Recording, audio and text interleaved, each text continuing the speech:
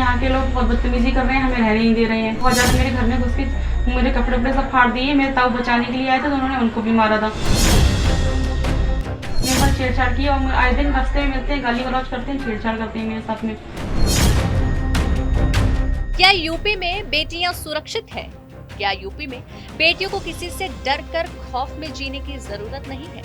ये सवाल एक बार फिर से खड़े हुए हैं बरेली में एक घर के बाहर लगे इस पोस्टर के कारण, जिसमें लिखा है कि ये मकान बिकाऊ है, क्योंकि इस घर में रहने वाली बेटी को मोहल्ले के कुछ शोहदे परेशान करते हैं, उसके साथ छेड़छाड़ करते हैं। पुलिस से भी मदद की गुहार लगाई, लेकिन कोई फायदा नहीं हुआ। ये हालात तब है जब सूबे के मुख्यमंत्री योगी आदित्यनाथ खुद महिला सुरक्षा को लेकर बेहद गंभीर हैं और कह चुके हैं कि अगर कोई बेटियों के साथ बदसलूकी करेगा तो अगले चौराहे पर उसकी मुलाकात यमराज से होगी। बता दें कि ये पूरा मामला सुभाष नगर थाना क्षेत्र का है, जहां युवती के भाई के मोहल्ले के ही रहने वाले अंकुश और अरविंद से लड़ाई हो गई, जिसके बाद बाजार जाते समय आरोपियों ने साथियों संग युवती के साथ छेड़छाड़ की, मगर पुलिस ने कोई कार्रवाई नहीं की। इसके बाद युवती के ऊपर एक ज्वलनशील पदार्थ भी आरोपियों ने फेंका था, जिससे महिला काफी समय तक परेशान रही थी। पीड़िता का यहाँ तक कहना है कि उसके साथ घर में घुसकर भी छेड़छाड़ की गई है और उसके परिवार के लोगों को जान से मारने तक की धमकी दी गई। यही वजह है कि ये लड़के यहाँ के लोग बहुत बदतमीजी कर रहे हैं, हमें रहने नहीं दे रहे हैं कि तुम लोग यहाँ से निकलो। एक बार हमारी लड़ाई हो गई थी इनसे, तब इन्होंने बहुत ज्यादा मेरे घर में घुस के मेरे कपड़े वपड़े सब फाड़ दिए। मेरे ताऊ बचाने के लिए आए थे तो उन्होंने उनको भी मारा था। मेरे साथ छेड़छाड़ की और आए दिन रास्ते में मिलते हैं, गाली गलौज करते हैं, छेड़छाड़ करते हैं मेरे साथ में। अभी कल की बात ये है कि मतलब कल मैं दुकान तक गई थी तो ये अंकुश वहाँ से निकला, इसने मुझे गाली वगैरह दी। गाली देते समय मैंने इससे पूछा क्या हुआ, ठीक है, उसने मेरे को कोई लिक्विड फेंका, उससे मेरे शरीर में बहुत ज़्यादा जलन हुई थी।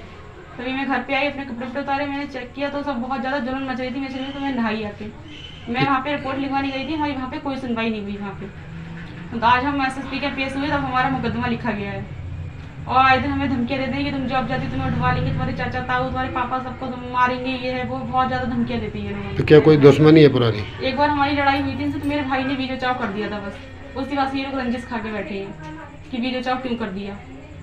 हम यही चाहते हैं कि बस हमारी मदद करें आप। इन सभी घटनाओं के बाद पूरा परिवार खौफ के साए में जीने के लिए मजबूर है और उन्होंने घर बेचकर यहाँ से जाने का फैसला लिया है।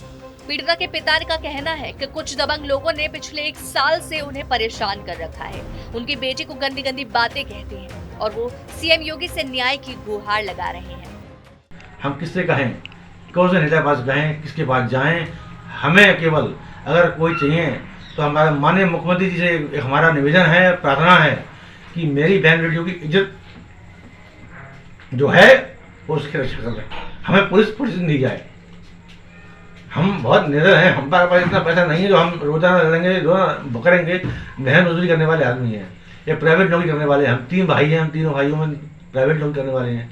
छोटा भाई की लगी है ये, वो तो हाथ से पैरों से बो चुका है। मैं भी एक हार्ट पेशेंट हूँ। लोग कहते हैं कि मुझे धमकियाँ दे रहे हैं कि अब आप कहाँ जाओगे, तो इसलिए मजबूर होकर हमें मकान बेचना पड़ रहा है और इस तरीके से हमें लोग घेर रहे हैं, देख रहे हैं कि हमें मौका मिलने का हम इनको उड़ाएं, क्योंकि ये लोग पुलिस को पैसा भर देंगे और पुलिस को पैसा भरने के बाद में उनका कुछ नहीं होगा। परिवार सुरक्षा के लिए परेशान है, घर बेचकर कहीं और जाने के लिए मजबूर है और पुलिस प्रशासन सुनवाई नहीं कर रही है। तो अब आखिर जाए तो जाए कहां? मगर फिर भी परिवार के लोगों को उम्मीद है कि CM योगी इस मामले में संज्ञान लेते हुए उनकी परेशानी का हल निकालेंगे।